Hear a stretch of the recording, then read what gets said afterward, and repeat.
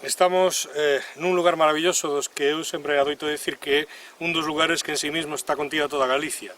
É Santa Mariña de Augas Santas, unha parroquia do concello de Allariz, en Ourense, moi fermosa, na que se combinan toda unha serie de elementos lexendarios e mitolóxicos e históricos, todos concentrados nunha pequena parte de espacio. Aí arriba está a Basílica de Santa Mariña do século XII, temos e da Basílica de Santa Mariña se baixa hasta o Forno da Santa, que é unha basílica do século XIII que quedou construída, que quedou a medio facer, e debaixo está unha sauna castrexa, unha especie de pequena santuario, un espacio cultural galaico-romano ou galaico. E iso ao lado, eso vémolo aí, e ao lado está a cidade de Armeá, unha cidade castrexa que tamén foi moi ocupada durante o mundo romano, da que saleu, por exemplo, un famosísimo guerreiro castrexo que está en Ourense. Pero o que non sabíamos era o que acaba de aparecer e que eu, polo menos, non o vi nos medios e que acabamos de quedar absolutamente alucinados. O atopou o señor Manolo, porque as cousas sempre se atopa xente. É xente como eu non está na universidade, pero a xente atopa as cousas, hai que dicir o seu nome. Atopou o señor Manolo de Armea mentre buscaba un marco. Vamos a ver o que atopou o señor Manolo. Bueno, como encontrou ese, señor Manolo? Eso é moi fácil, moi simple, moi simple. Foi unha cousa moi simple. Esta é unha señora que está en Vigo, que naceu aquí, nesta casa, nunha casa aí por baixo, e ten unha finca ali de leña, e non sabe o que ten. E entonces eu fui mirar a leña e queria saber dun marco por onde iba a división da leña dela. Claro, hasta onde chegaba a finca dela. Hasta onde chegaba. Sí, e resulta que non encontrei o marco, e entón puxe un pé mal nunha escalera daquelas primeiras. Puxe un pé mal e mandei unha fecholada. E ao mandar a fecholada xa se descubriu a escalera. E xa apareceu a de baixo, mellor. A de baixo, esa. E despois en busca daquela, Usted seguiu buscando, a ver a máis. Para arriba a saber a máis, e a contrina. E foi usted o que limpou todo eso? O banco, limpei o banco todo. E como lle chamaban ese monte? Ese monte chamaban o monte do señoriño. Do señoriño? Señoriño. E porque quen era o señoriño? Si, non sei quen era o señoriño. Sí. Pero leva o monte do señoriño. E ali que era o monte de leña, sempre foi o monte de leña. No, menos que ahora. E aí, amigos meus que xa están no outro mundo, eso pelaron, pero non pelarían a fondo porque tocaba a fouce na pedra. Entón non buscaron. Sí. Pero eu, cando descubrín unha cousa, despois fui atrás da outra. Cando foi eso? Pois eso habrá mes e medio. Mes e medio. Limpei no vento, estaba brillante, as escaleras, me cago no termo. Saquei unha capela así de gordo. E encontrou esas tellas que ten usted ali? As tellas encontrou un amigo meu. E estaban ali mismo? Máis arriba.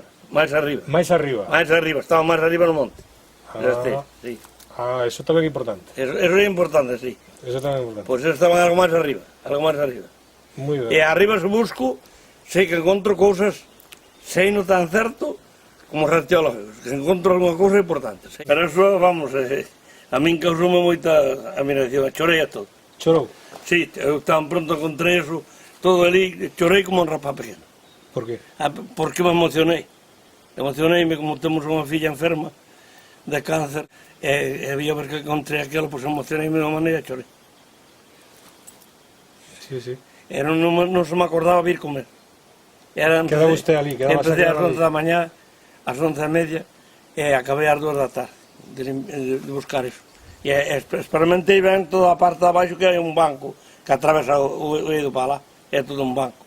Aquela pedra que tiene descoberta, sí, toda la pala, é un banco tamén ben preparado. Está ben picado cando se limpi. Xa digo, emocionoume moito eso, moito. Le para emocionar.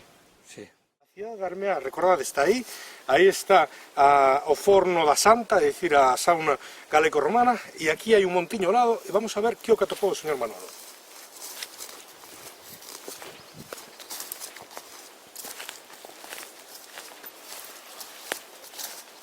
Como dicía, o señor Manolo estaba buscando un marco por esta zona, entonces iba levantando un pouco de terra. E de repente encontrou algo bastante chamativo.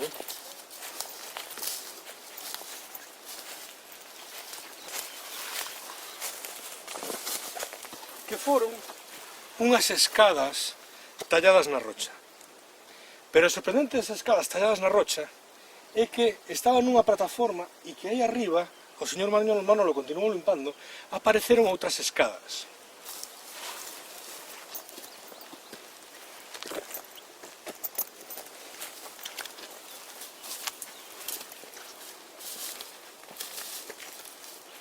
E o señor Manolo, picado pola curiosidade, empezou a abrir este espacio e a ver que o que se escondía detrás. O que se escondía era isto: o santuario galaico romano, o galaico posiblemente máis grande que se conserva en planta en Galicia.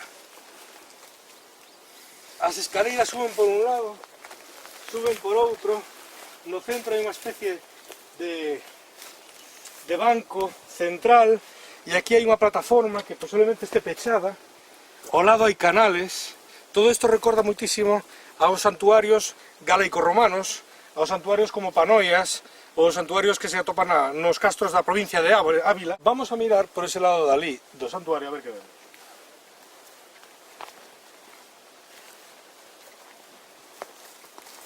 Fixadevos porque é moi interesante.